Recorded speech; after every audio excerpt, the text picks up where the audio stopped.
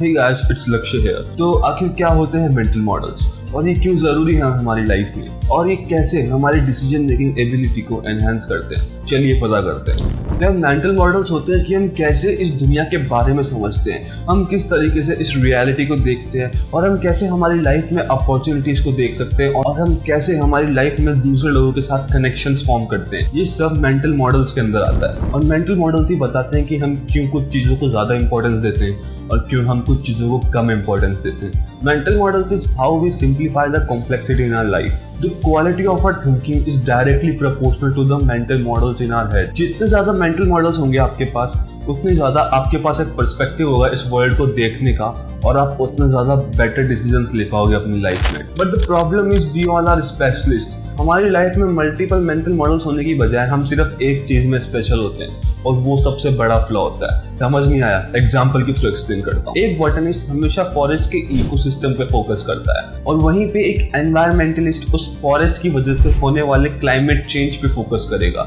वहीं पे एक फॉरेस्ट इंजीनियर उस फॉरेस्ट की ट्री ग्रोथ पे फोकस करता है, और वहीं पे एक बिजनेस पर्सन उस फॉरेस्ट की लैंड वैल्यू पे फोकस करेगा। लेकिन अगर ये लोग एक दूसरे के साथ अपनी नॉलेज शेयर करें तो शायद ये लोग उस फॉरेस्ट के वेलफेयर के बारे में सोच सकेंगे। दैट इज वाई हमें हमारी लाइफ में मल्टीपल मेंटल मॉडल्स रखने चाहिए, और हमें इसी प्रॉब्लम को हर पर्सपेक्टिव से देखना चाहिए। चार्ल्स मंगर, एक American billionaire investor and businessman. आप किसी चीज को तब तक नहीं समझ सकते जब तक कि आप सिर्फ उस चीज के बारे में रट रहे हो या फिर सिर्फ फैक्ट्स याद करके बैठे हो। यू मे नोटिस, स्कूल में जो बच्चा कॉन्सेप्ट याद करने की कोशिश करता है वो एग्जाम में भी वही लिखता है जितना उसको याद होता है, और ऐसे बच्चे एग्जाम में भी फेल होते हैं और लाइफ में भी। तो आप कैसे इन मेंटल मॉडल्स को बिल्ड कर सकते हैं और अपनी लाइफ में अपनी डिसीजन मेकिंग एबिलिटी को एनहांस कर सकते हैं, इसलिए मैं लेके आया हूँ कुछ मेंटल मॉडल्स जो आपकी लाइफ में आपकी हेल्प करेंगे। First is circle of competence. आपको अपना सर्कल ऑफ कॉम्पिटेंस समझना होगा। जब आप अपना सर्कल ऑफ कॉम्पिटेंस समझ जाएंगे तो आप अपनी लाइफ में बेटर डिसीजंस ले पाएंगे, अपनी अपॉर्चुनिटीज को आइडेंटिफाई कर सकेंगे, और जितनी भी प्रॉब्लम्स आती है उन सबको अवॉइड करना सीख जाएंगे। तो आखिर क्या होता है सर्कल ऑफ कॉम्पिटेंस? हम सब ने अपनी नॉलेज और एक्सपीरियंस से और पढ़ाई से एक सर्टेन एरिया में महारत हासिल कर ली है। आसान शब्दों में बोलूं तो एक्सपर्टीज हासिल कर ली है। हम किसी एक चीज के एक्सपर्ट बन जाते हैं, और उस एक्सपर्टीज को समझना ही होता है circle of competence. For example, हम सबको ये पता होता है कि एक रेस्टोरेंट काम कैसे करता है। आपको एक प्लेस को रेंट करना होगा या खरीदना होगा, फिर उसका इंफ्रास्ट्रक्चर डेवलप करना होगा, और कुछ लोग हायर करने होंगे, कुछ शेफ हायर करने होंगे, कुछ वेटर्स हायर करने होंगे। उसके बाद मार्केटिंग करनी होगी, ट्रैफिक जनरेट करना होगा, और आपका रेस्टोरेंट चल जाएगा।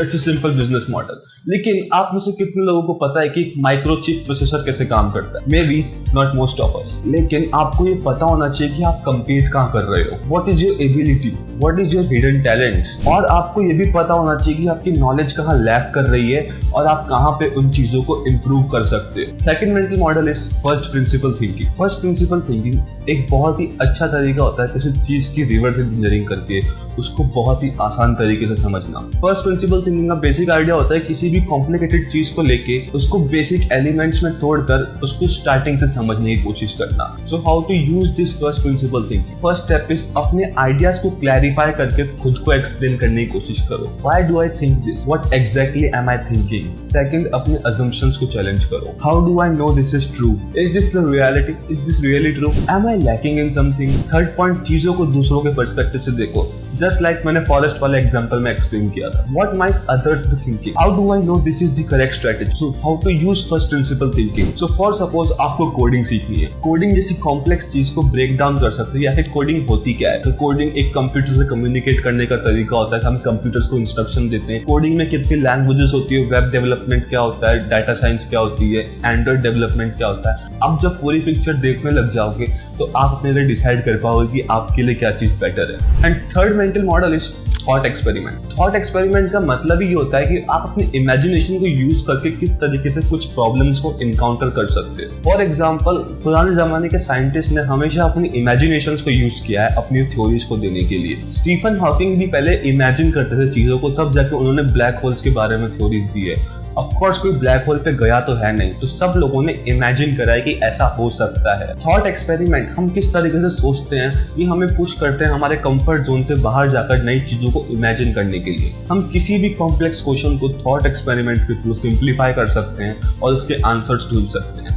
Probabilistic thinking as name suggest, हम किसी भी चीज का आउटकम कैलकुलेट कर सकते हैं मैथमेटिक्स और बेसिक लॉजिक को यूज करके। प्रोबेबिलिस्टिक थिंकिंग होती क्या है? मैथमेटिकल या लॉजिकली किसी चीज को देखना। अगर आपको मार्केटिंग करनी है तो आपको उसके लिए मैथमेटिक्स लगानी पड़ेगी, ग्राफ्स यूज करने पड़ेंगे, लॉजिक ढूंढना पड़ेगा कि क्या इंडियन कंज्यूमर सही में इस प्रोडक्ट को लेने के लिए तैयार है, क्या इंडिया में इतना मार्केट है, इतने यूजर्स हैं कि लोग इसको अफोर्ड कर सकते हैं। That is called probabilistic thinking. आप अपने लॉजिक को और मैथमेटिक्स को यूज करके अपने लिए एक बेस्ट डिसीजंस ले सकते हो, और यही प्रोबेबिलिस्टिक थिंकिंग आपकी डिसीजन मेकिंग एक्यूरेसी को इंप्रूव करती है। In a world where each moment is determined by an infinitely complex set of factors, probabilistic thinking help us identify the most likely outcomes. Probabilistic thinking is one of the most important mental models. तो दोस्तों ये थे कुछ mental models जो मैं अपनी life में use करता हूँ और आप भी यूज कर सकते हो, ताकि आप एक बेटर वे में अंडरस्टैंड कर सको इस वर्ल्ड को, और आप अपनी किस तरीके से डिसीजन मेकिंग एबिलिटी को इंप्रूव कर सकते हो। सब मैंने बता दिया है। मिलते हैं नेक्स्ट वीडियो में।